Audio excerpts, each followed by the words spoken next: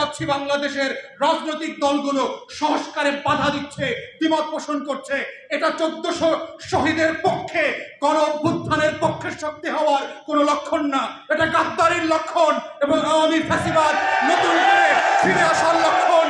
তাই সবাইকে স্মরণ করিয়ে দিতে চাই, 1400 শহীদের রাজনীতি করে আওয়ামীপনা করবেন, 1400 শহীদের নামে দিল্লির গোলামি কায়েম করবেন, 1400 শহীদের নামে বাংলাদেশে আওয়ামী লীগকে পুনর্বাসন করবেন, 1400 শহীদের রক্তের উপরে দাঁড়িয়ে গণ অভ্যুত্থানের কর্মসূচি পালন করতে করতে বাংলাদেশে সংস্কারের বিপক্ষে দাঁড়াবেন।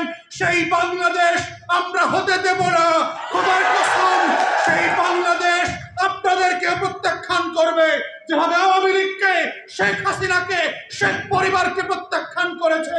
শেখ পরিবারের মূর্তি ভেঙে ভেঙে যেভাবে আওয়ামী লীগের রাজনীতিকে নাই করে দিয়েছে, আপনারাও বাংলাদেশের রাজনীতিতে নাই হয়ে যাবেন যদি ওই আওয়ামী ফ্যাসিবাদ বিরোধী আন্দোলনের বক্তব্যগুলো পরিবর্তন করতে না চান, নিজেদেরকে বদলাতে না চান, নতুন বাংলাদেশ গড়বার ক্ষেত্রে আপনার ভূমিকাকে প্রশ্নবিদ্ধ করেন, তাহলে ইতিহাস থেকে শিক্ষা নেন।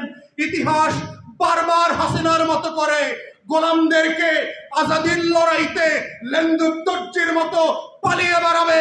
ইতিহাস আবার মির্জাফরদের মতো আপনাদের নাম খোদাই করে পাড়ায় মহল্লায় লাগিয়ে দেবে।